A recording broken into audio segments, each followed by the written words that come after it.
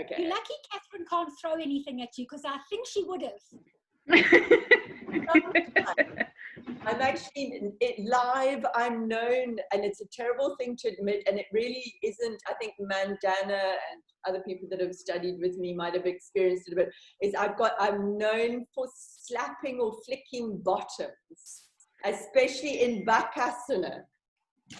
Yeah, but I've never had any complaints. It's done in a only to trainees, in a very friendly manner. Okay, sorry, I'm getting lots of messages from you guys now. Weirdly. Okay, all right. So on the note of Bakasana, so I've received pretty much everybody's Bakasana, Ekapada Bakasana, Chichibhasana, right?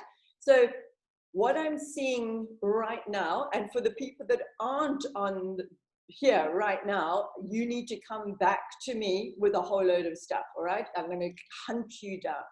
So what I'm seeing is when I ask you to send me those poses, you send me the poses. What you don't send me is an assessment. Some of you do. You don't send me an assessment of what's going on in the pose. So I'm getting you to send the poses to me as a yoga practitioner, but I also need to see that you're a yoga teacher, okay? A yoga teacher isn't somebody that necessarily needs to be able to do a pose to assess what's going on. Do you understand that? Like, I need you guys to be able to, as most of you cannot, I think only one person could do Ekapada Bakasana, maybe two, fully. I need you still to be able to assess why you can't do Ekapada Bakasana, right? Because otherwise you're going to be a pretty crappy yoga teacher. And I know some of you aren't teaching, but you're going to be crap. Like if you can't tell me why somebody's able to do Bakasana and why they're not, and what you can do to modify it, then you're a crap yoga teacher. Sorry, it's mean, but it's true, right? Okay, it doesn't mean you could have broken both your hands, right? And you can't do Bakasana right now. But you need to know what's going on when somebody else, your student, is doing Bakasana. And the same thing, and so I chose those three poses because it relates a little bit to core, and because they're tricky poses that are normally with your students and yourselves, you know this, you've had to actually help your students get into it, right? It's normally not poses that you just get, all right? So it's so easy to say to somebody, yeah, you can just get a bridge, but maybe you can't get Urdhva Dhanurasana. You need help. And you need to understand what is actually going on in the pose. Otherwise, and then you need to go, oh, hang on a second, who's the person in the pose? What does the person look like? What are their proportions? What is their weight? Where are they putting their hands, their feet? What's their hamstring flexibility like? What is their arm strength like, etc., etc. And then you go, bang, I can see what's going on in the pose. And I'm not getting that from you guys. You've done your peak pose sequences, and most of you, I think, have done, according to Laura, very well. But I need you to go a little bit further and start exploring and questioning around it. So, Bakasana, right? Give me two versions of Bakasana. Not Ekapada Bakasana, two versions of Bakasana. Two. I can just see Lauren's forehead. I think, Lauren, there you go. Sorry, I'm actually eating. So I was hiding my food. So the one is more core based, and the other one is more balanced, where your hips are higher, with two sort of different, or the one with the straight arms and the knees are higher, and the other one is more using a shelf with your arms. Okay, so that's the first way of telling, definitely. So the one is using a shelf, but the other isn't. Is that the correct statement? No. So one is using more core, and one is using more the shelf.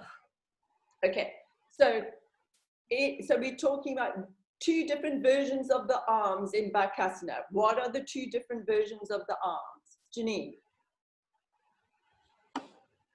Got straight arms and bent arms. So The one with the bent arms, you're using more of a shelf. The straight arms, you definitely need more arm strength and shoulder stability to hold you up there. Okay, so That's how I found it. both require a shelf. One has got more shelf than the other, right? Like Lauren says and Janine says, okay? One has got more shelf than the other. And then, so what is the difference in that, Vedette? You probably now want to lower your hand. Shes, sorry about that. I've got the, yeah, to me, I think what I learned was it's balance, isn't that? One's got more balance than the other. One has got more balance than the other, sort of. What is the key difference? Okay, Claire. I'm going to go with your tummy strength, because when you've got straight arms, you're really trying to pull those knees into your chest, which just require you to use more of those abdominal muscles. What's it? The rectus abdominis. Go Claire! Woo! Yeah. Okay. Okay. Yes, one makes, so this is, all of you just gave me your Bakassanas. That's great, but I need you to know this much detail. Okay, so Claire is saying that for the one that you're in a more rounded shape, so the straight arm Bakassana, you have to use more abdominal muscles, rectus abdominis. Okay, so that, yes, definitely is true, but why? What are the abdominal muscles doing in the straight arm version that they do not have to do, or have to do very little in the bent arm version? Ava was first, then Juliet.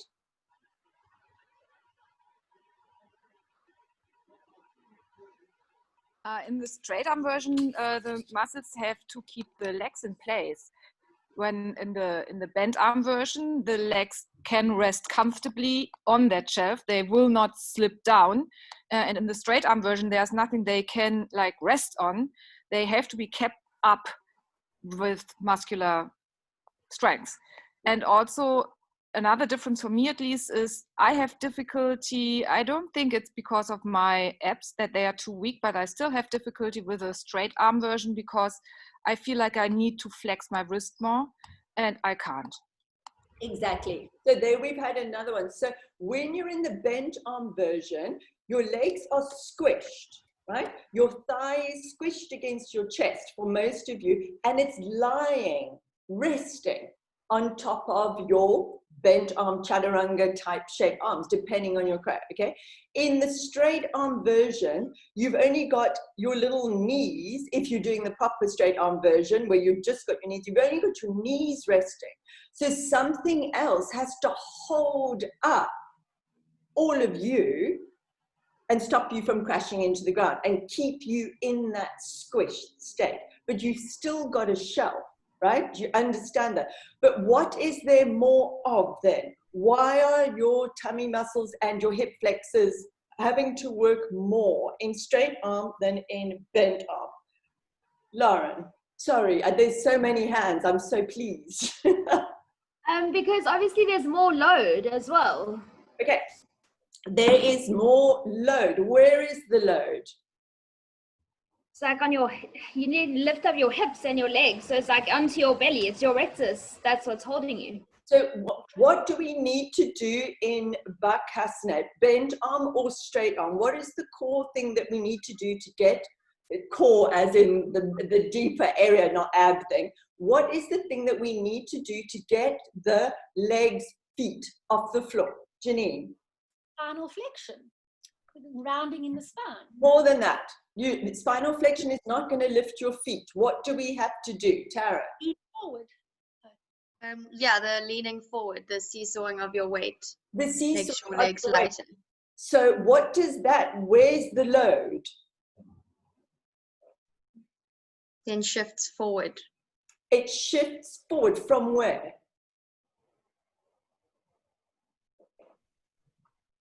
Where is it to start with, Caro? From kind of the back, like from your hips more towards your wrists. So, exactly. So when our feet are on the floor, the load is behind us, right? I sent this message to Firdaus yesterday about downward dog, right? Remember we did downward dog as a long downward dog and a short downward dog. And we found that when we walked our hands back, there was less load on the shoulder, more on the feet. When we walked our hands forward, there's more load on the shoulder and less on the feet. Does that make sense? Okay, so we have to shift the load forward. So now in straight arm Bakasana, where is the load? Karen. I'd say it's shifting a bit more back again. Back to where? Well, back towards behind you, or you would have to lean even further, which would be more wrist like extension. So the weight, both of the shapes are, you have to catch a balance. That's the whole point. Otherwise, you know this, right? You're going to smash on your face or your feet are going to come back down on the ground. So we're trying to shift to the point at which we need the balance. In the bent arm Bakasana, it is not as far forward as the straight arm. If you look at the straight arm, what's the shape of Ava was saying earlier, what's the shape of your arms and your wrist in the straight arm one? If you drew it like this, yes, like Janine's doing, it's like that, okay? It's a serious angle and serious wrist extension, okay? You're in this shape with a little bobble, that's you on the top of it, okay? So the load's here, far forward. So what does that mean? Where do you have to be really strong? Lauren? In your shoulders and your wrists to obviously take the load. In your shoulders, your forearms, because that is where the load is being fought. Remember that in all balances, your muscles are working really hard to stop you splatting, okay? I don't want you to face splat. So normally in straight arm Bakasana, you feel it here, okay? So there are two totally different things. One requires more abdominal strength and more shoulder strength, right? The other is easier and requires, so if we take it now to prep poses, what would be a good abdominal prep pose for bent arm Bakasana, and what would be a good one for straight arm Bakasana? I'm not going to ask you, Lauren, because I've asked you a lot. Firdaus, I will though eventually. For the abdominal one, you could do like the hollow body holds. No, you see, that's where it doesn't actually link. So so look at the shape that we're in Bakasana. Let's take straight arm Bakasana. You're at a serious angle. You're having to use your hip flexors, okay, and your abs in a bent shape to pull your knees into your chest and to round your back. What's the difference between that as a core move and hollow body? The one you're more expansive and the other one you're more round. Yes, but bring it back, bring it to the anatomy. What's the difference? What are we looking for in that little round shape of straight arm Bakasana, moving towards straight arm Bakasana? What's the shape of the spine? Flexed. Seriously flexed, right? It's really, really round. And what is happening with our hips? Compressed. Compressed, but what is compression? What is the hip movement? Flexion. Hip flexion, drawing in. So what would be a prep pose that would be similar to that, Mandana? Knee to nose, plank knee to nose pose. Plank knees to nose, anything like that, where you're using hip flexors and abs and rounding the spine to create the same similar abdominal requirement as straight arm Bakasana, okay? Does that make sense to everyone? Nod, lie, just nod, okay? All right, so bent arm Bakasana, how much abdominal work do we need in bent arm Bakasana? Like, you know, almost chaturanga arms. Like Caro shaking her head, bah, not so much, right? What do we need instead?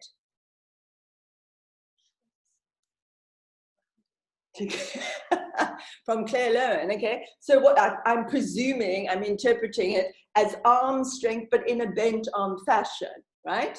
Caro, sorry?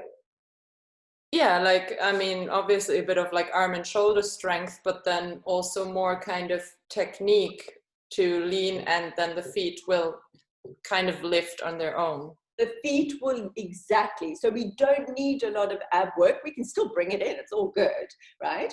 But we don't need a lot of ab work. We might need a little bit more sort of cueing on shapes of arms, that type of thing, where the placement is. And then the trick, because if people are still at very bent on Bakasana, they're at quite at a beginner level. I know most people think Bakasana is hard. It's not compared to the other arm balances. Okay, bent arm Bakasana would be much less.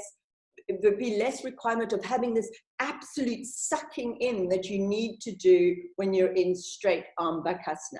Okay, all right, moving on. Chittibhasana. All right, 2 versions, please.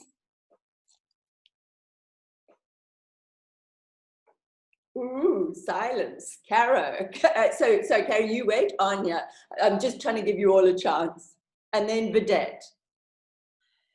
The position of the legs. So sometimes the legs can be up higher and sometimes they're more parallel to the floor. A perfect description. They're up higher or they're parallel to the floor. Why? What's the difference? Claire, and then Janine. Isn't it hand positioning?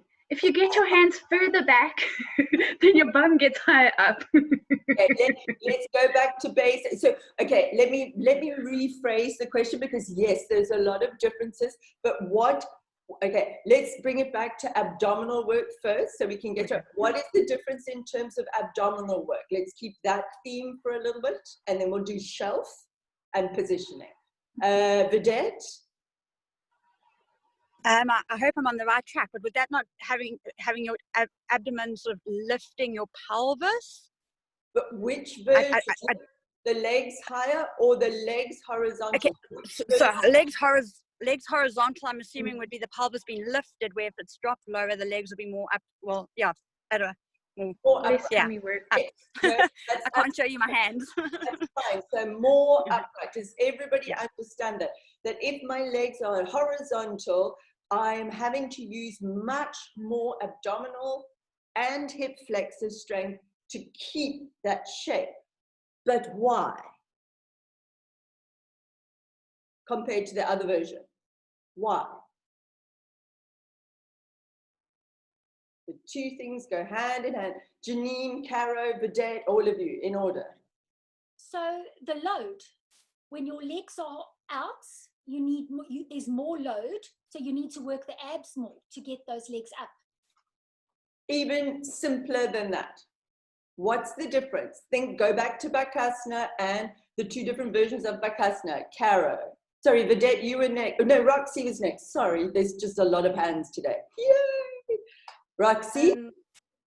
I'm not sure to answer this question, but for me, what I've realized is that when the wiggle of the shoulders, like when you try to put your legs up your shoulders to go into Chittibhasana, I find it much harder for me to have my legs up there in the air because I can't wiggle my shoulders, but I can manage to make my leg parallel to the floor, and that feels for me easier than the other one. Okay, so that wiggle of the upper arm, shoulder behind the knee does what? What is it? Taryn?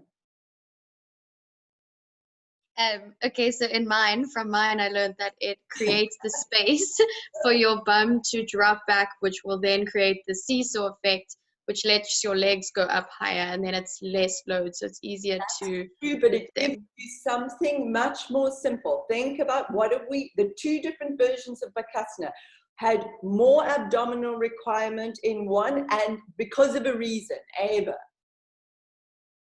When the legs are high, you have wriggled your shoulder more underneath. You have more, it's like a shelf again. So you have more space to rest the legs on.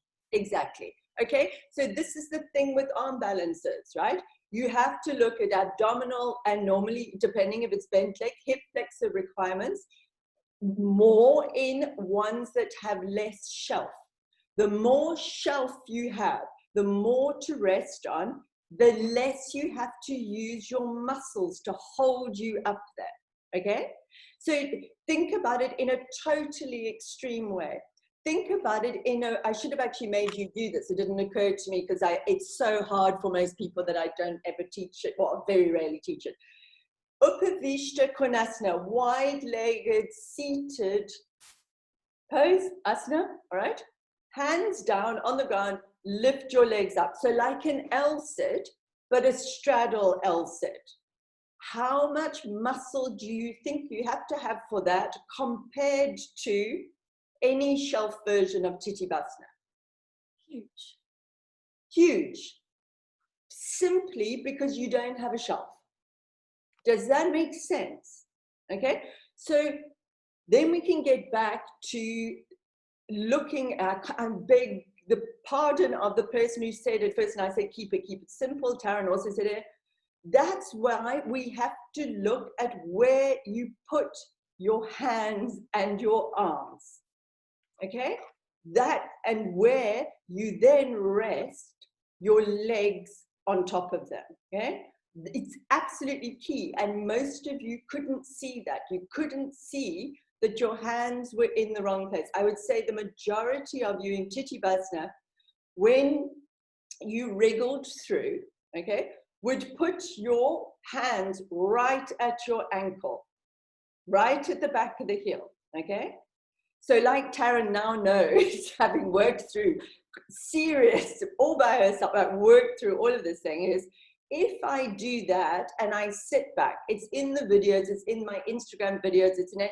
If I sit back like that, I'm going to slide down because I've lost the shelf. Instinctively, to most of you, it feels like that's where the hand should be.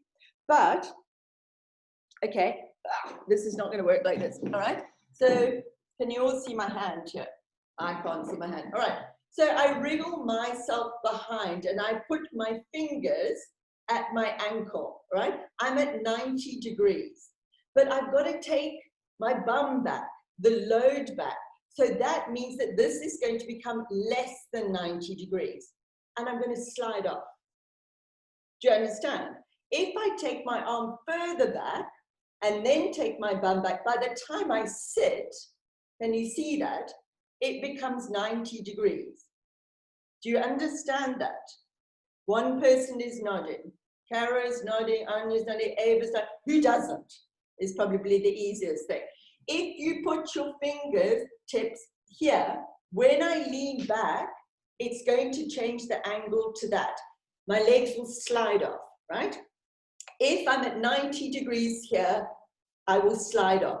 If I'm back here, by the time I sit back, it becomes 90. So I don't slide off, okay? It's a shift of the load back. So most of your hand placements were wrong. The second thing, these really obvious things, so I've got sun coming in, these really obvious things,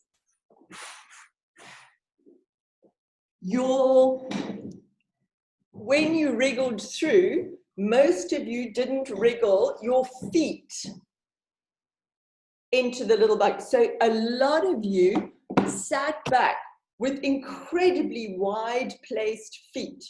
So what would happen then?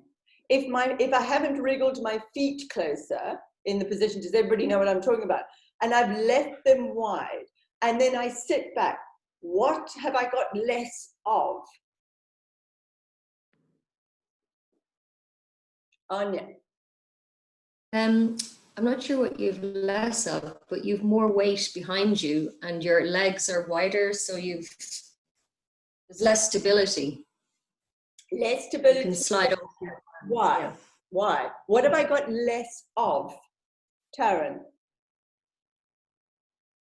You've got less grip around your arms from your legs. So if you like squeeze them together, your inner thighs are already squeezing onto your arms, and it's easier to keep them up and hold, and so you don't slide down. Why? Bring it back to those two things. Why? The squeezing in is one thing, but what have you got less of? if I literally want to put my legs over here, and then, but in fact, instead of putting them, if we look at it here, instead of putting them where they wrapped around here, I stick them out there. What have I got less of, Ava? This time it's a shelf, but the other way around. So you have less surface on your body to put on the shelf. So it's not the shelf itself that is smaller, but it's what you can put on the shelf that is smaller then. But also I think you should have, if you put your legs together, you have a longer lever for the seesaw as well, because if you have the legs wide open, then you bring the levers to the side, which will not work as a leverage to the weight that is in the back. To going forward. So exactly the part. So does everybody understand that if I need to stick my legs on my arm, like keep it basic, right? I need to stick my legs on my arm. The key is to find your best shelf. For some people, that's going to be a small shelf. For others, you're going to need a lot more of a shelf, okay? For a variety of reasons. So if I stick my legs out there, I'm not hooking them on my shelf. So it would be the same thing if I wanted to do Bakasana and I took my knees really far out. It would make, I'm decreasing the surface contact between your legs and your shelf, okay? So in Titivasana, how for most people, except for super, super, super strong people, in the horizontal version, what shape should their arms be? Or will their arms be if they can do it? Taryn, you should be able to answer this question. I would say straight, almost like the crane shape. So like you would be in a crane. Okay. Because it would be Look at your arms. my arms right now, or my arms in Titivasana. Titivasana, not right now. I was like, in Titivasana, did you look at your arms when you managed for the first time to do the Titivasana? What shape were her arms? Because I know all of you really watched the videos and paid a lot of attention. they were very bent when I got it up. So that was properly shelved, almost like. They were like this, okay? Not hectically bent. They were like that, okay? Her hands are like that. She'd created a little shelf, all right? Most people in in the horizontal version, which Taryn had to do, even though you felt like your bum was dropping heavily back, it wasn't. People in the horizontal version, if they do not bend their arms, it's the equivalent of doing a wide-legged L-sit, okay? There's no shelf. So then they have to cling in, right?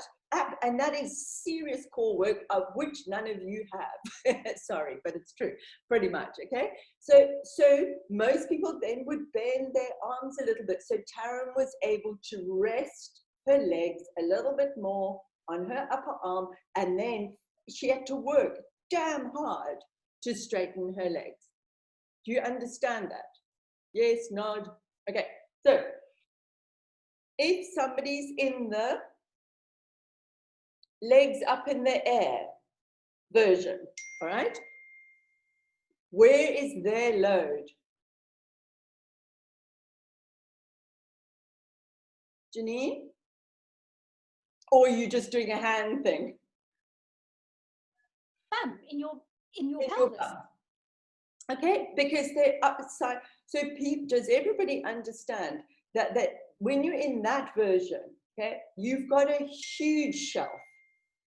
There is no ab work because the person is squished because they've got what? They squished. Their torso is on their thighs and they're in this shape on their arms. Why? So they've created a little ball in hip flexion. Not a little ball, it's a forward fold, so we do it like that.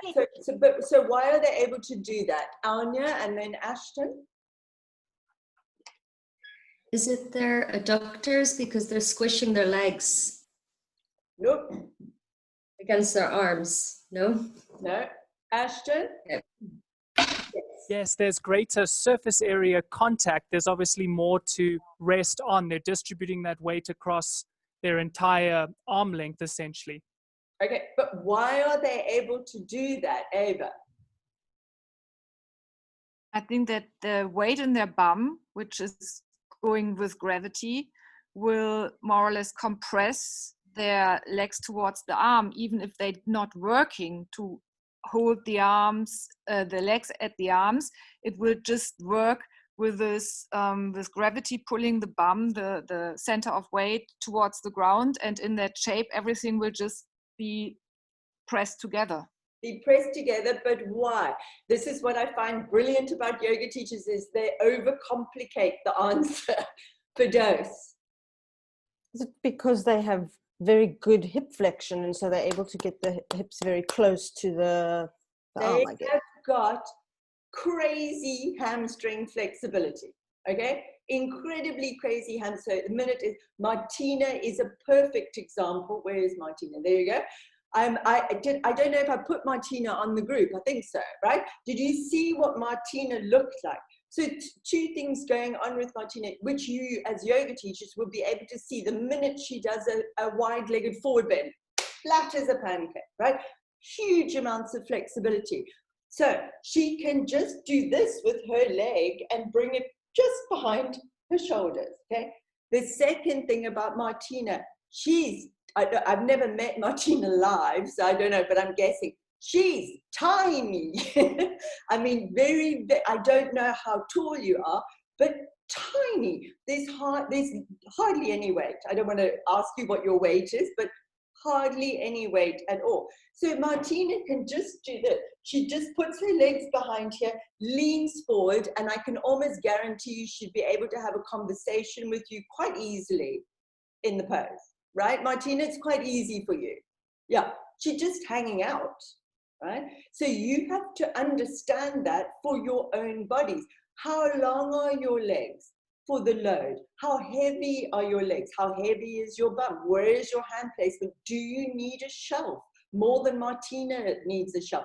Caro did a brilliant Tirsibhasana, but she also had to do the horizontal version, a little bit of a tip, but then she immediately came down and went, oh, but look at my wide-legged forward fold. And her wide-legged forward fold was identical to her Tirsibhasana, where her spine was very rounded and not able to be flat. Does that make sense? So these poses that we just sort of toss out there, for your own body, you've got to work out what's going on. And then you've also got to understand it for the people that you teach, if you do teach, right? It's otherwise what? Like, what are you going to do? Like, just do it. And we kind of like hope that you'll get it, maybe, but don't worry about it if you can't. The point is to work out things. And this is what I'm going to make you do a lot of in the last 3 weeks or 2 weeks or however long we've got. I want you to assess the pose. I don't care if you can do the pose. I want you to assess the pose. Okay. So moving swiftly on to Ekapada Bakasana. 2 versions, please.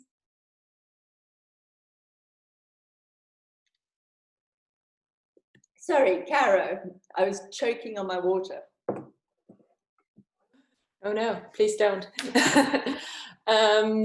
So one version would be again with like leaning more forward and the leg higher up, like the extended leg, and the other version again with the leg more like parallel out behind you, parallel to the floor.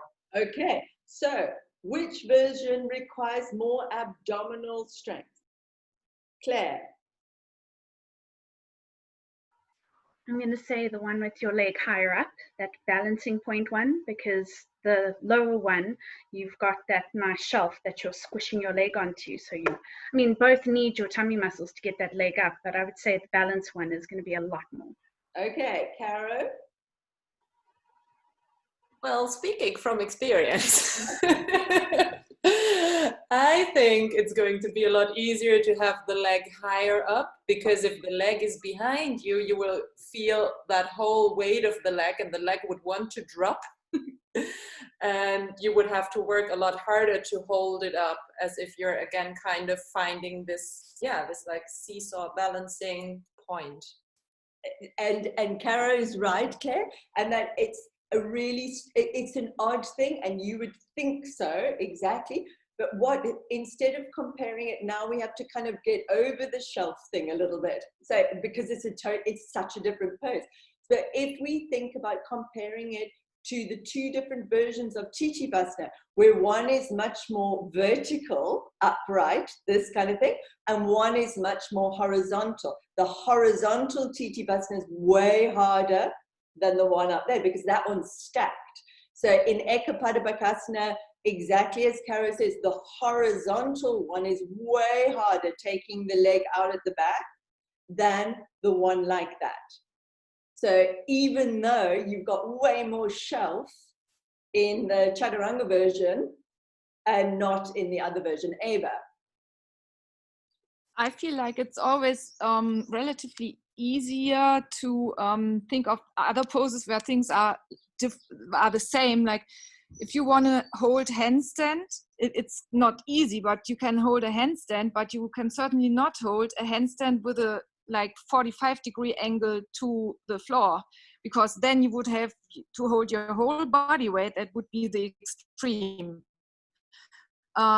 Like suspended in midair by pure muscle force. I don't know how, but yeah, that is the version where you have the leg out to the back instead of bringing the leg up towards that handstand version where you are like in a column.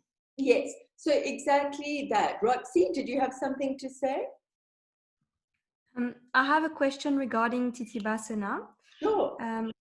So, you know, like when Martina does it, wiggle, like the way she wiggles her legs and it's so straight up like that. Sorry, I'm trying to understand something. So obviously it requires a great amount of hamstring flexibility. And in some postures, I really, really do feel like my hamstrings are very, very open.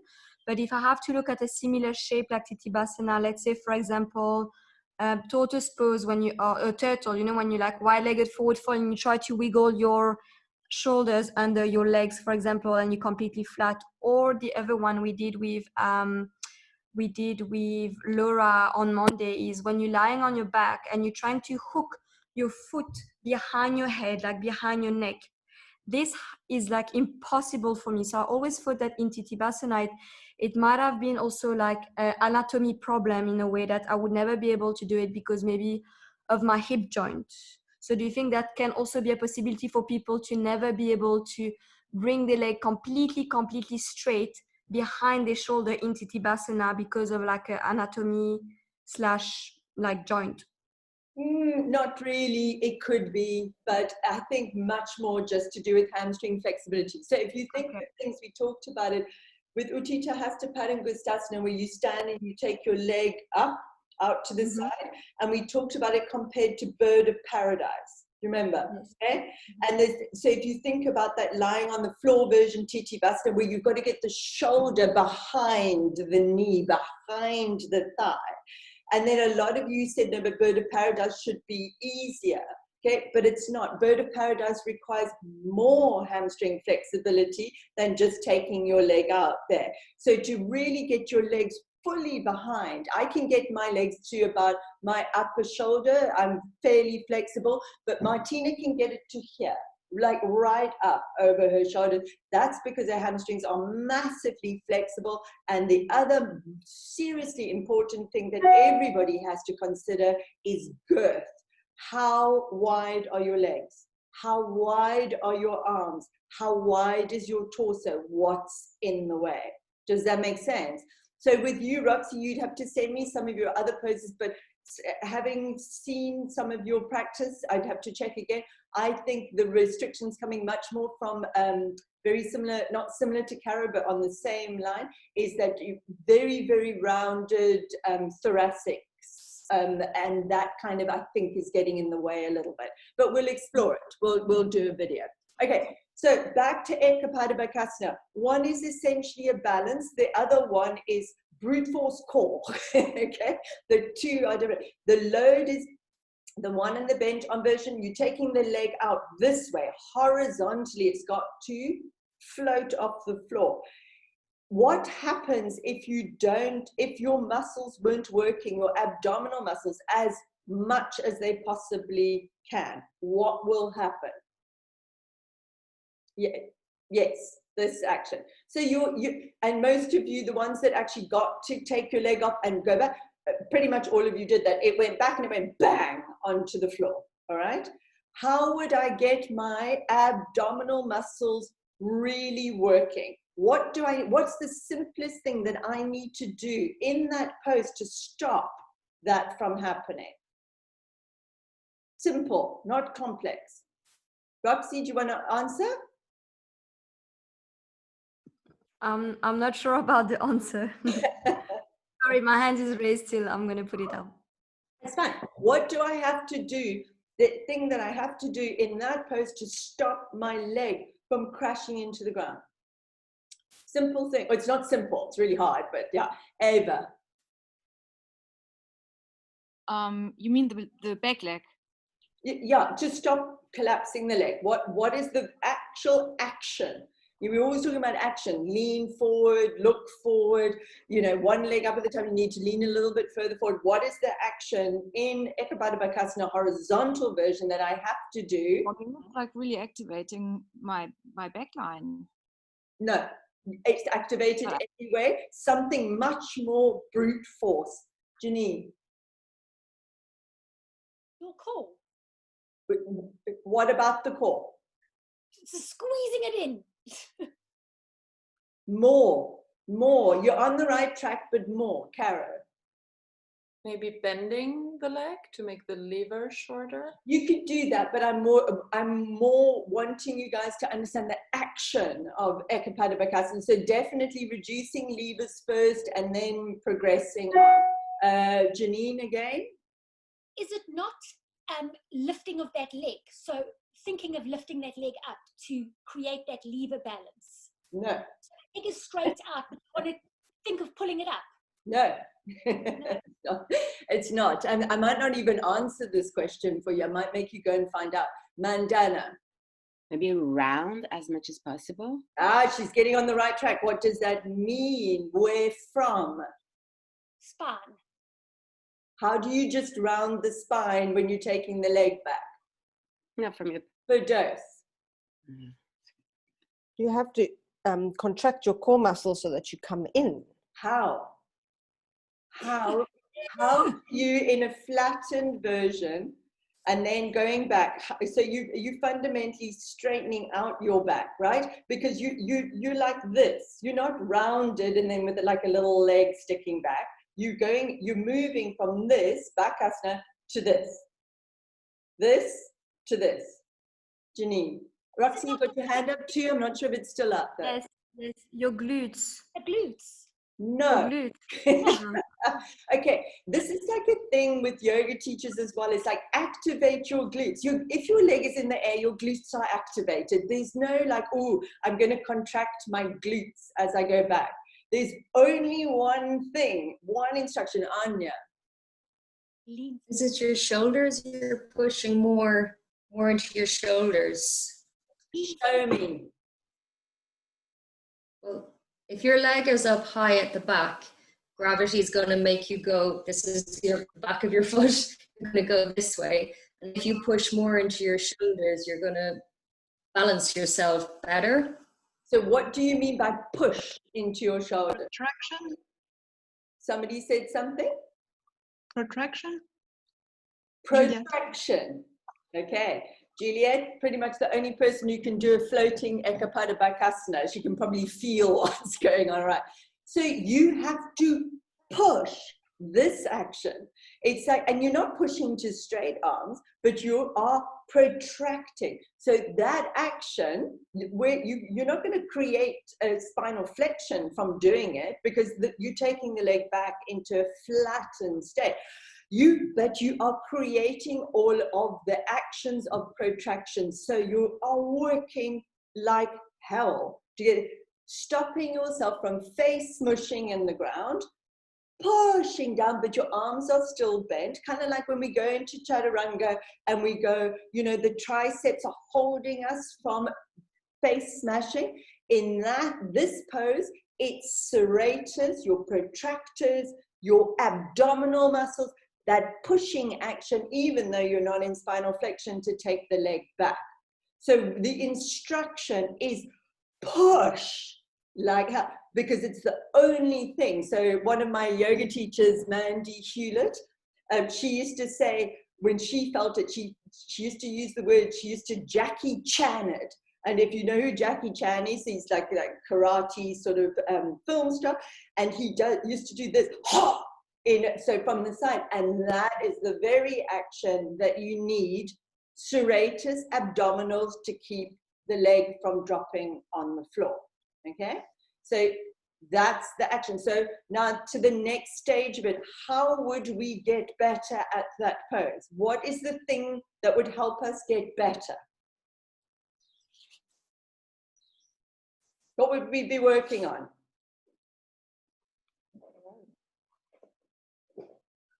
Mandana, go for it. He's like, I don't know. We're talking about movement, yeah. So I mean, we could like how to work that area, working maybe into a block and pressing into the block and just working the action this way. Yeah, you can absolutely work that action of the pose, but what I mean, because we get sort of caught up in all of these like complicated things like activate the back line and glutes and things like that, but it's a what pose, what can we do to actually create this push strength? Janine? Chaturanga.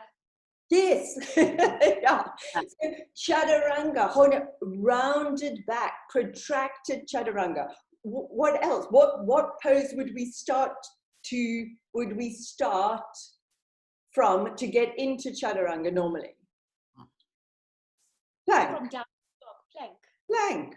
So protracted plank, pushing, keeping that protraction, coming down, pushing up. That's the arm strength and the abdominal strength. And then you can even do some knee to nose stuff to actually create some serious arm strength and serious abdominal strength that is needed for Eka Pada Bakasana. When I do the horizontal version of Eka Pada Bakasana, I think it was Mandana was saying something similar. My ab, I feel like I'm getting a hernia. Like really, and I don't know if you've had that feeling where you're like a cramp. Wow. My stomach works so very hard. So can you see, it's complex stuff. And that if you want to teach and you want to work out your own practice, you've got to start thinking, where's the load? Where am I? How long? Like, if you've got the longest legs like Caro in the world, where Caro went and measured her, which I suggest you all do, measure your torso compared to your legs. And Caro's like just leg and a bit of torso.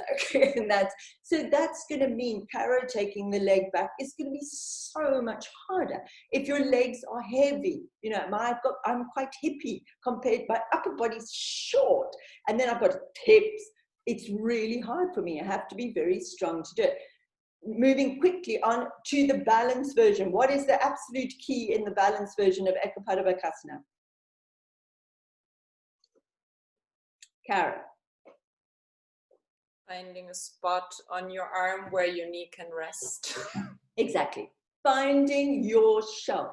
And I think I said in the videos, I could do the horizontal version for years and nobody else I knew could do that, but they could do the fancy one. And I was like, I don't understand why. Until I realized it's where I put my knee on my upper arm.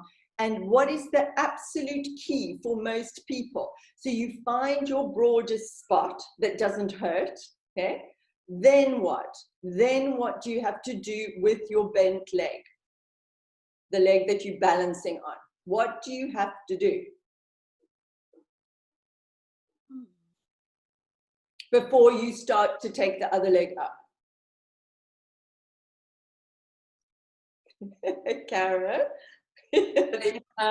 So kind of bending, like really flexing the knee so that also the surface of your knee is like bigger instead of just the pointy kneecap. Yes. So if you don't fully flex So that means thigh, calf to thigh, okay? So as much as you possibly can. The more you do that, the more the knee joint is rounded. It creates a much easier shape for you to balance on your arm. If you have your knee not flexed, you feel it yourself. It's going to be, so right here, sitting now, hold your knee, okay? Fully flex your leg and feel how your kneecap kind of disappears. Can you feel, right? Now let your knee go out. Can you feel that bony bit coming out? Yes, nodding. So if you just have the bony bit coming out, generally people go, ow, ow, ow, ow, is the first thing because it hurts. Second thing is that it's too bony then. It's going to make it much more wobbly, right? The more rounder it is, the more of a base. That's it with that version. All of you can do that version, okay? You've got to find that place. You've got to bend your knee and you can lean and take your leg up in the air, okay? Even if you're doing it with your leg on a chair or whatever, as long as you have that shelf and don't mind, and I think it was Vedette was saying, don't wear slidey pants. Slidey pants are a nightmare in that pose, okay? You can find your way into that pose. It literally is, it's a little bit of it's like a balance. It's more along the lines of a handstand than the other version, which is abdominal work, right? Okay, 3 poses, relatively easy shapes, but complexities, especially in terms of load and shock. Okay, moving on. Enough of that. I'm presuming you all went through the spinal flexion stuff for back bends and felt that if you do create spinal flexion, it does feel a little bit more restrictive when you go into a back bend. Do we kind of get that? All right? Does that understand? And it's absolutely fine to do that. You're just not going to get into the full version of your back bend. Yes? Understand? Anybody got any questions on that? No? Yay! All right. Twists. A lot of you are yelling at me about twists. Yell away. Questions around the twists? Anybody? No? Oh, for Dave. No, not a question. It's just a comment that I spoke to you about, in that I was talking to a friend about it and she was a little bit horrified that this kind of rhetoric about, well, when you twist, you're detoxifying and you're cleansing. And I was telling her, because I was looking at the thing about the kidney and where it sits on the spinal column and that part of the spine doesn't twist. And just her kind of surprise at it. And I guess, I don't know if there's a question, but just maybe the controversy or confusion around whether yoga can actually help your digestive system or your detoxifying system. Because she was talking to me about, well, what happens when you squeeze all your internal organs together? Won't that help them to, I don't know, expel waste, I guess? So if I come in, my question to her in response would be, if you're talking about squishing, being detoxifying, why don't you just squish your stomach? Why does it have to twist? I guess when you like a towel, you would wring it out. I'm just like giving you her argument. Yeah, and no. If you'd wring it and then... You can't, but if you've got restriction in your lumbar rotation, can you wring it? And I'm not I sure don't think so. very much in terms of your chest. So, but think about this, all right? So in terms of compression, on the slides, there was quite a lot of stuff on intra-abdominal pressure, right? Which is where you put your hand on your stomach right now and cough. Can you feel that? Okay? Intra-abdominal pressure. That is probably the most pressure you're going to get inside. So that's actually everything, all the pressure in the abdominal cavity it's forced expiration is normally, that's why it's there for, and also just to keep everything kind of stable. So there's a huge amount. And then I think there's even a picture of a weightlifter or a power lifter, and they use the Valsalva maneuver where they go like this and they almost implode. That is a huge amount of actual pressure, right?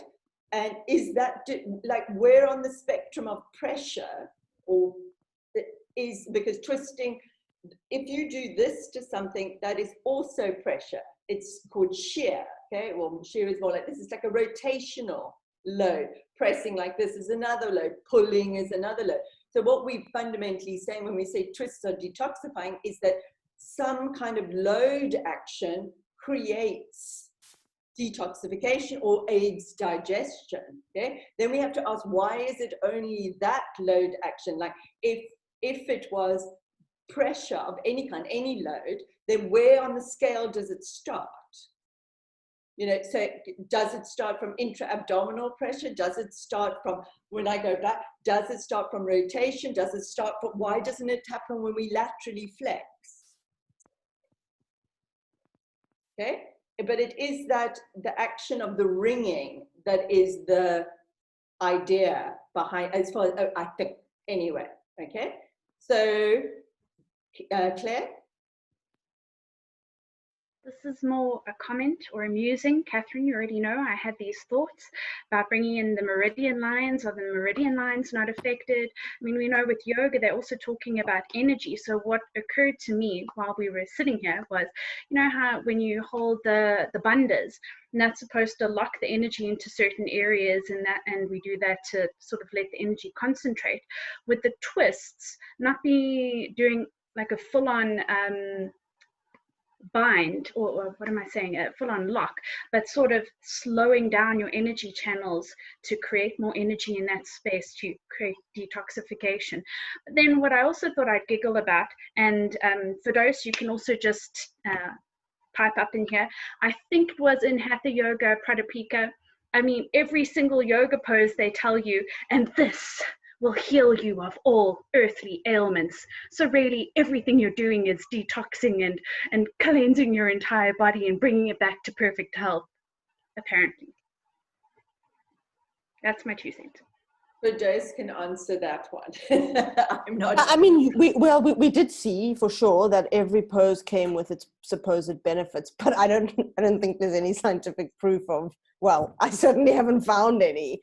So I don't know. I mean, this discussion that I mentioned was more from like the yogic school of thought that, I don't know, that you can internally cleanse yourself. Like Catherine, your point on the slides, which is that your body actually detoxifies itself anyway. Like we all sweat, go to the toilet, So whatever. So can I ask, does anybody other than Ava probably know what the kidneys actually do? They filter, right? Filter what? From where? Your blood. How much of it? I don't know. How much a day? All of it. All of it times? Times 1,000. Several times? Times 1,000. Okay, so your kidneys build, I can't remember exactly, about 150 liters of blood and fluid a day. Okay? A day. So if we look at that as detoxifying, which is exactly what it's doing, okay? It's taking a whole load of crap out of your body, balancing electrolytes, doing a whole load of stuff, getting rid of nitrogen, forming urea, then you have a pee, all of those kind of things. And it's doing it again and again and again, all by itself. And then we compare it to twisting.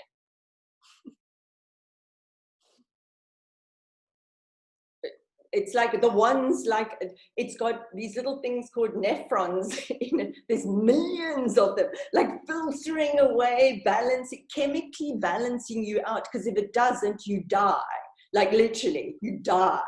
So it's like, and then we talk about like, oh, this is very detoxifying. It's like, you know, it's like, okay, maybe it is, but how? That's my challenge if you want to find out how. And then compare it to my fabulous kidneys that are doing this great stuff, like repeatedly all the time. But I mean, you go look it up, go look it up. Sorry, Ashton, you had a question a while ago, and then Ava. And guys, if you need to drop off you go. It's 2 o'clock. Yes, Catherine, I just wanted to ask, I'd also heard about the bandhas as Claire was talking about, and I wanted to know whether you've come across any scientific literature which reports that creating any pressure around the organ stimulates them or increases their function in any way whatsoever, whether it be through twisting or contracting the abdominals. Is there anything that pressure actually does with regards to organ stimulation? I don't know, you see, again, this is, you know, I have talks with my teachers all the time about this. We have to be so careful of the language we use, okay? So it's like, so even the words, and this is very important for your research project. So if you use the words organ stimulation, what does that mean? Just like what organ, where, why, how, what pressure, where, and to stimulate what? Exactly. No, this is why I was keeping my kind of question intentionally broad, because I haven't come across it in any sense whatsoever when I've studied anatomy and that sort of thing. You couldn't come across it like that. You'd have to rephrase it. We'd have to go, okay, I want to look at, I know a couple of you have been talking about twists and digestion. Digestion where? Digestion, first of all, what is digestion? So like I'm saying to you guys, you know, if you don't know what the kidney is, you can't talk about detoxification, like know what it does. So it's like digestion. Digestion starts from literally from my mouth down to my esophagus, my stomach, my different intestines, the whole way down, and it does a gazillion things. So we have to narrow it down. What? How stimulating what? Are you talking about the motility of the intestine? What are we talking about? Then you can go look, motility, exercise perhaps. Does it help? Does it increase the speed of which your intestine is pushing it? So you see what I mean? You have to know. Yoga teachers, we talk on these big general, you know, it's like I was talking to, I think it was Sandra, about using the word emotional release. You can't measure release, that there's no measurement for release, but you can measure reduction in a particular marker that, say something like high blood pressure or increased heart rate. You can say, does yoga reduce heart rate, or does yoga reduce blood pressure? So it's much more about fine-tuning it. So it's almost questions that it drives my teachers mad as well, because they'll ask me, but doesn't it do, and I go, you can't ask that, you can't say that, you know. So it's the same thing. I'd have to go, I actually don't know, because I'd have to know what organ, when, how, what pressure, what's the testing, etc. And you may find that there is something out there in some area that may do something. I don't know. I hope people do it for their project. They can go look for dose. Yeah, Catherine, that's kind of what I wanted to talk about, because I think part of this, because it was quite a long argument I had with this friend, or robust debate, in that people will say, but I can see how it works in my body, and so therefore it must work. And then there's necessarily not much scientific literature around it, but just because there's no scientific literature around it also doesn't mean it doesn't work. It maybe just means there hasn't been a study done on it, for example, or they haven't measured certain things. It also doesn't mean that it does work, that the person's saying it does, you know, exactly. It's like, it doesn't mean that it has to be scientific. It's like if you look at that pyramid that is, you know, the kind of the different ways of looking at the best research in the world, your opinion's way at the bottom, because it's that, remember in the I think it's in the course where we talk about causal effect, causal fallacy. You go, you know, after I did that fantastic twist class, you know, all of my IBS symptoms went away. And it may be because that class made you feel better, but it doesn't mean it was the twist. Exactly. It doesn't mean that, you know, actually you hadn't eaten your oatmeal that you've been eating every day for a week. It's that there is no, lay people tend to go, it's that equals that, and it doesn't. It's just doesn't, you know, and it's like, you may feel better, but it doesn't. There's 1,000 reasons why, but we tend to want it in a fixed box to go, it's that, and that. And it's also quite hard when people say something has worked for them over time, because then they're convinced that because it's worked for me over time, it must work. And so it's quite a difficult conversation. It's absolutely fine if they do that, but I always use this word when I get like sort of, I don't actually care. Like if you want to say twists really help your digestion, go for it. I don't care. Don't tell other people that twists help people's digestion. It's just, you know, if you feel that they do, then it's yay, great. But you can't go out there and say twists aid digestion, because do they, etc. It's qualifications around language more than anything bad or good. And I don't care at all what people believe. I care if they go and tell everybody else that this is a fact. So say it's in my opinion. You know, it's like, for me, they work nicely. That's the Ava. And then you guys must disappear. Yes, with regards to the dose, the first thing is that we can also always say, when people say it worked for me for a long time, there's so much research now on the placebo effect. So it could even be their belief that changed. They start doing something different, and it's just the belief, so they can't still say that it's the method. And there are even there's even research out that shows that even if you tell people that it's a placebo they are taking, it might even work. So it's really complicated, and if you do scientific research, you will always have the dependent and independent variables, and it's really not possible to control all the variables and keep them fixed to see whether like this twisting alone works. There might be so many things going on in their minds related to that belief that contribute to that working for them. But they can't say that it's working for other people as well, because what's going on in their minds might be something completely different, and you can't control that factor. And the other thing with the twisting and the pressure thing, I haven't thought about that yet properly, but the only way that could work would also be via the nervous system, because that would detect, pressure works because it's detected through baroreceptors and mechanoreceptors, and it might be relative to where these receptors are, maybe more densely packed in the tissue, whatever, I don't know, that changes in the pressure in certain areas of the body, and that might even be the rotational changing of pressure, can have a different influence on what the nervous system decides that has to be done, and that might have the kidneys work even more.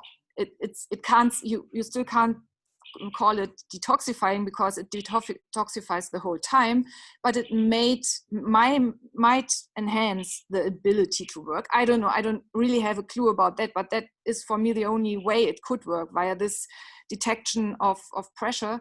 And also that nerves work on a proper pressure gradient around them. So if that, because they need blood to be brought to them, otherwise they can't work properly and they can't transmit information properly.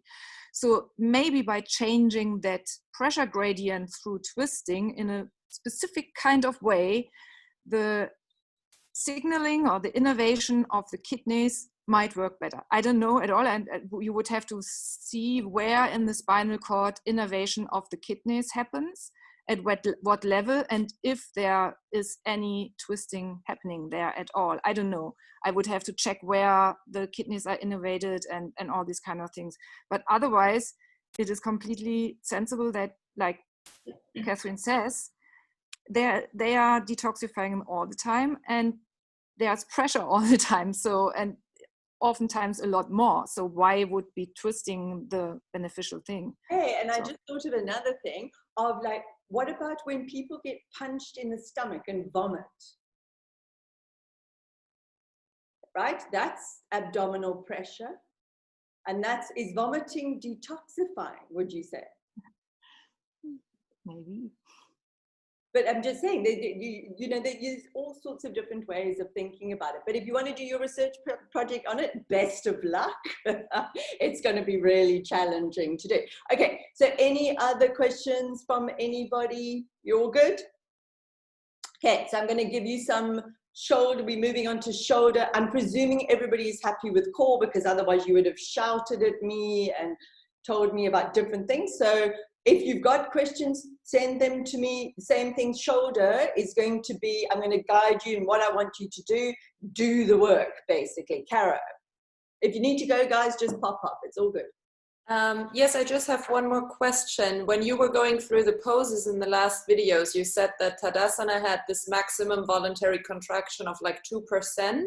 And I was wondering whether you also have the MVC percentages, or like a resource where we can find these for like stuff like Navasana, Or No, I don't. There's the best resource for MVCs. You see, the thing is, it really depends on what you're doing. There's very, very few of them for yoga poses. So there's things that you can extrapolate. So there's a slide that I give you there that's actually from, he's called the glute guy. He's called Brett Contreras. But he's a PhD guy, and he's got this big lab that he measures a whole load of abdominal things. So he measures MVC for different things. But nobody, as far as I know, if somebody's got a resource, has measured things like Navasana. It's, you know, they're looking at, normally it's research labs that are looking at big power lifters, Olympic lifters, those kind of things, or baseball people for shoulders. So it comes from, yoga's got very few, sadly. I wish somebody would do it. Ava, that's your next job. Go measure all the yoga poses. That would be up your field. Yes, exactly. You go do that and then come back with a book for us. Yeah, so sorry, Cara, I actually don't know. You know, I've looked at, there's stuff like how much you use in Tadasana, but not in like Warrior One kind of thing. Yeah, thank you. Kudos. Catherine, I do have one more question about core, and it's the same kind of thing about, like, obviously there's nothing wrong when people say strengthen your core muscles because it's good to have strong muscles, but I don't know how to phrase the question. Is it simplistic to say strengthen your core muscles and then you will be able to do blah, blah, blah, blah, blah pose is maybe the question. Depends on what the pose is. Oh, okay. Strengthen your core muscles and then you'll be able to arm balance better. Because we know that it's not as simple as that, right? It's not just because you have a strong core, you'll be able to arm balance. No, because I think, correct me if I'm wrong, Firdous, but I think what you may be saying is that yoga teachers tend to use that thing, you need more core. If you can't arm balance, they go, you don't have enough core. Or it's like people who can't handstand get told they don't have enough core. That kind of thing, right, is rubbish. Okay? In something like Ekapada Bakasana, if you don't have enough serratus and oblique and a hot arms, you know, you can add on the muscles to that. But we know in Bakasana, especially bent arm shelf Bakasana, you almost need, look, I don't know the measurements, like we were just saying to Caro, it would definitely be more than standing, but it's everybody can do Bakasana. It's like if your arms and your wrists are sort of okay, you can do a Bakasana. Your core doesn't even, I'm talking at, you know, abdominals, it doesn't even get involved. So it really is a complete fallacy. It depends on the pose. Handstand requires almost no strength because it's like you standing upside down, you know, very little abdominal strength. So it was Ava and then Caro. I just wanted to respond to Caro. I don't know when it's coming out, but I'm under the impression that the third book of this Your Yoga, Your Body, Your Yoga, or this Bernie Clark 3 trilogy, the third one is supposed to look at yoga poses in relationship to different body proportions. So maybe something like, how does this longer legs and whatever, maybe they measured it. I don't know if they measure how much muscular contraction is necessary in different poses, different yoga poses. So maybe you can find some answers there if and when the book is out. Yeah, I'll buy those books. I've got the other two as well. I haven't heard what's in the third one at all. I've sort of got put off Bernie Clark when I did the Stu McGill and Bernie Clark course, and they were like, yoga's so dangerous, like you couldn't even sit in Baddha Konasana, and they're like, oh, you know, oh my god, you might blow up. But I do love the books are pretty good. Okay, sorry, Caro. What did I want to say? I just think in general, also because you threw this, like, do we need the core and back bends in the group chat? You know, I feel like in the yoga world, there's a lot of generalizing as well. I mean, obviously, as we know, for straight arm Bakasana, you're going to need a bit of core strength, but you don't need for Bakasana. And the same for back bends. We have like so many different kinds of back bends and all require different things. I mean, yes, I might want to use my core if I'm kind of leaning back to go into Ustrasana, but I tried it just before and actually the body does that automatically because it wants to prevent you from falling back. So I don't have to, even if I don't engage it when I'm still upright, as soon as I go back, it engages. So there's also no real point in instructing that. And then if you have just your normal bridge, it's a completely different thing, completely different requirements. But like everyone says for back bends, and they open this like huge topic and they say you need this one thing. But also it's because they don't understand that when you stretch something and you're moving back, so you're feeling that in your anterior ab, that your anterior abs are on. They just contracting in the lengthened state. They're contracting at their long range compared to rounding like this. So they're trying to stop you. So they are on big time. It's how I strengthen my abs. I've made a video for Claire the other day. I've got like at my machine over there. I use weights, big 10-kilogram weights, and I drop to strengthen my abs. So it's this idea again that when you're in the stretch state, that stuff's not on. It's like saying that your triceps aren't on when you're going to chaturanga, lowering down. It's like they're on. They're on. It's working negative. And we know that negatives require huge amounts of strength, and they're a brilliant way to train. So it's your abs aren't off. It's like this is, I don't, you know, and it's the language is so wrong. Your abs are just not off. In any back bend, your abs are being stretched.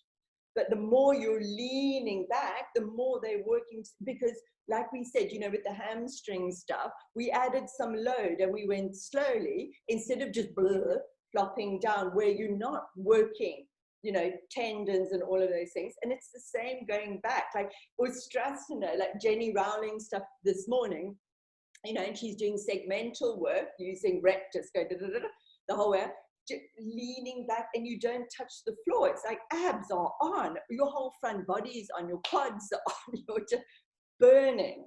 So it's this idea that they're off, and therefore you are, I don't know, you're vulnerable because they're off.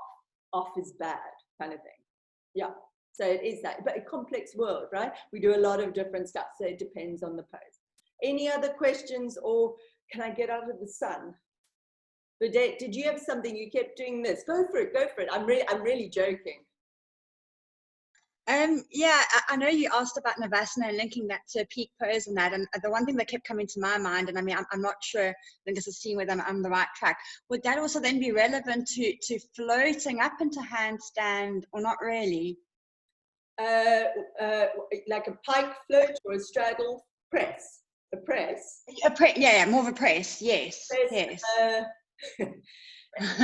Yes, but like on a baby level. It's like to be able to press into a handstand, you need to be able to do a straddle L sit and a full L sit. So it's like Navasana is like, it's fine, but it's not going to create enough hip flexor strength. So it's a good way to start, definitely. And I mean, in Navasana we'd look at, because Navasana is hip flexor and quad strength, really. And then, you know, so it's great for poses where we're in hip flexion and we've got a leg sticking out, which is like what pose that we just talked about. Yeah, firefly. Firefly. And then you can have Navasana in firefly and take your legs wide open and have your arms out in the middle, wide open Navasana, close Navasana, wide open Navasana, and working those actions. It's like spinal flexion, that type of thing. Yeah. And do you have anything else for that? Because I know you've been waiting a while. No. It's a lot just going through and a lot to process. I mean, there was another thing I wanted to ask, and it was just from a research point again, is, you know, you've mentioned PubMed and all of that, and I can sort of link information together. But what would your recommendation be from an anatomical point of I'm sort of rethinking my whole, you know, when I'm speaking about twisting and your rib cage going along, so pivoting around your organs, where some were saying the ribs would sort of push into your organs, which I don't agree with, because I think of them as being a protective state. Where would you go and find that type of information on an anatomical level? There is none. There isn't any. Okay. Stuff like that. No. The slides are the best. If there was a book or a research or anything like that, I would have just taken that and put it. But it took, I'm not kidding, it took me over 1.5 years of work every day, except for Christmas Day, to put those slides together. And they've been revised 4 times, probably a month each time, to just revise. Because there was no place to find them. There was, you wait till shoulder, like one thing in shoulder took me 10 days to find, and then I debunked it like about a month later. So there really isn't, it depends. The anatomy itself is very static. You know, you can look up an anatomy, function, physiology of the intercostal muscles, like you were saying, and it will tell you all of those things. But what it's not going to tell you is, what it's not going to do is relate it to yoga. It's not going to say, well, if you're in Ardha Matsyendrasana twist or any kind of twist, this is what happens to you. I mean, there may be research. You probably have to go think about things like other sport. So the big research for movement comes from sport. So especially American sport. So most of the research in shoulder comes from baseball or tennis, because they've got huge amounts of money. And so if you can find something that links to another thing, gymnastics is the closest to us, really, but there's actually not that much, because they kind of beat up young girls and guys and just make them do stuff. So, and they'll talk about certain things, but it's also sport and injury related. So it's really hard to find stuff in the middle, where it's like, this is what happens to your intercostal muscles when you twist. This is the amount of pressure. Where you go? This is the organs that are involved. I mean, if you find it, tell me, because I want it. But I honestly, I promise you, on the 200 hours, people say, can you recommend an anatomy book? I go, no, I can't. Yeah, because that was the whole thing, you know. I know if the friend of mine that I think was sort of relating to the questions I had was, you know, she's an osteopath, and she had interviewed a guy who's he's a free diver. So, you know, it's a lot of the diaphragm and that, but it was still not relating to twisting. And I was like, well, then that just relates to breathing. You know, that could just be done on a different, so, and I was like, how do I go down the twist, the movement? And I was, there's no such thing as twist. This is where we go. Yeah, exactly. You know, so we don't say, I'm twisting to look at, I'm just looking, reverse. I'm just looking, right? So we don't really have terms of twist, and then you're not. It's not going to be a lot of stuff that you look up in those, because they're health data. Couldn't find anything. About spinal rotation, so you talk biomechanics, which is like, biomechanics is a whole field by itself. It's a really complicated field. So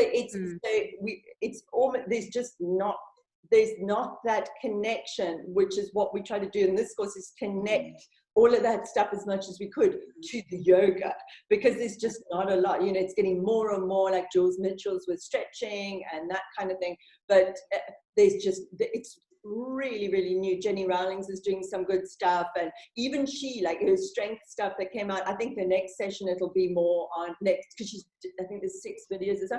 Most of them are absolute anatomy and physiology of strengthening. So there's not a mention of yoga at all. It's just, this is what it is. And then probably the next one will be more, this is what's going on in yoga. But even she comes much more from the academic just stuff, and not the twist. Her Instagram page is much more about the actual yoga kind of. So I wish I could say, here you go, because it would have saved me a year. But it's just really not, and it takes much longer, the research, because there's you know, the stuff on yoga is like, you know, most of it is really about mental health. Mostly a little bit about osteoporosis, those kind of things, but more about mental health and breathing, reducing heart rate and blood pressure, all of that stuff. And there's nothing really much going, well, you know, does yoga make the spine healthier if it's doing spinal rotation in the thoracic spine? It's like, there's no money, so nobody, Firdous will know all about this. There's just like, there's no money for the research. So yeah, and also no benefit. People are just going, well, just twist, like, what do we care? You know, it's like, sorry, a long answer as per normal. Firdous. Catherine, sorry, I don't want to keep people waiting, but this is just bothering me so much that I have to just like ask. I mean, why is it then that the stuff gets propagated? Like, how come? Why are people allowed to say things? I mean, it's just bothering me a lot now, because you have people saying, I'm going to, you know, cure your ailments through a yoga class. And we always knew that wasn't possible. I don't know. It's just bothering me a lot. So I just want to put it out there and get other people to say something, so I feel less bothered. It's also the thing, like Fido sent me messages about it being bothered. And I just said chakras. It's the same. It's the same. But it seems like at least the body you could scientifically study, like the chakras you can't. So I'm not excusing it. I'm bothered about that too, but I only have that much space for my bothersomeness. Like, why? Read anything. I mean, it's just, I don't know. Somebody must have, I don't know where it came from. I imagine from Tantra yoga, somebody said somewhere, and then in the 80s went and twisted it up, and then said, oh, twists are detoxifying. And I imagine, you know, like your philosophy and things, and when I put my little crappy one together years ago, and I really looked at that physical culture side of things, and then moving to the kind of Jane Fonda era and how that influenced stuff were fascinating. And I imagine if you look at detoxification in the 80s and 90s especially, along with that kind of like where yoga moved from, you know, not yoga, but exercise moved from, whoa, Jane Fonda to that more spiritual. So I imagine the detoxification generally became a huge thing. I mean, we all know that, you know, go on the pineapple diet. I mean, my day, people went on pineapple diets for like 2 weeks, like their stomachs used to bleed, honestly. And then to detoxify, and people were like, oh, I'm on a detoxification diet. And I imagine it's probably linked, something happened around that time maybe, and then they took a bit of traditional stuff that and also maybe a culture that we're innately dirty would have come through consumerism, and I don't know, I'm just thinking, but anyway, it's still bothering me, but maybe we'll have to. But it's fascinating. It's such an interesting thing to do research on, because you kind of, it's that whole thing is making me mad, because that my field is nutrition, and people would go, you know, you can't eat that because it's not, it's toxic, or no, it's not, you know, it's this language that came about in the 90s and early 2000s as well, where people were cleansing, purifying, that kind of thing. I somebody do their project on it, I'd be fascinated. But I've literally got 3 minutes and then I've got to go. So Janine. No, you know what, I also I feel the same about my sort of research projects with what Fidos was saying. You kind of base the way you live your life, what you eat, the food you consume, the exercise you do, about what you learn out there on the internet or in the media or in wherever. And I went vegan a year ago, and now have been looking on this osteoporosis, and all of a sudden things come up about milk and dairy and almond milk, and it's not a substitute for milk, and my brain is like, oh my word, what is right? What are the answers? And there aren't any. It's like, what works for you? Or what doesn't? Or I disagree with that. There are answers for a lot of things, but it's that to find them, the right answers. So years ago, just to go, when I before I studied nutrition, I used to work in film, and I did a huge project with Richard Saul Wurman, the guy that started TED Talks. And he just literally was starting TED Talks, and he wrote this enormous book. Back then there was no Kindle, there was no Wi-Fi or anything like that. He wrote a book called Information Anxiety. I mean, he really saw ahead of his time. And he wrote this book and said, with the advent of, because I think internet had just started, but people didn't have access, he said that people are going to be screwed when it comes to information. And the information itself is going to be problematic, plus how to find that information is going to become so difficult that no one is going to know what's right and what's wrong. And now with search engines like Google and stuff, it's become, for me to find the same things that I found 4 years ago, like good quality sources of things, takes me, I am on my 5th Google page by the time I can even get there. Before it would be first with because I'm good at search terms. Used to be the first page with the right search term. Now it's not. Now it is the popular opinion pages, the new, you know, all of that stuff comes up first, no matter how I search. So it's challenging to find the information. That's the problem. You've got to find your sources and then go to your sources. It just takes time. It really takes time. Sorry, guys, I have to go. I will see you all, I think, on Thursday. Have a lovely day. I can just see Sandra there. It's all like dark. Have a good Thanks, day. Catherine. Sorry for taking so much of your No, time. I love it. I would just say, I just wish we were all live and having coffees, and yeah, it would be brilliant. It's such a brilliant conversation. Love it. All right. Bye, guys. Thank you. Thank you. Everyone. Thanks, Bye. everyone. Bye, everyone.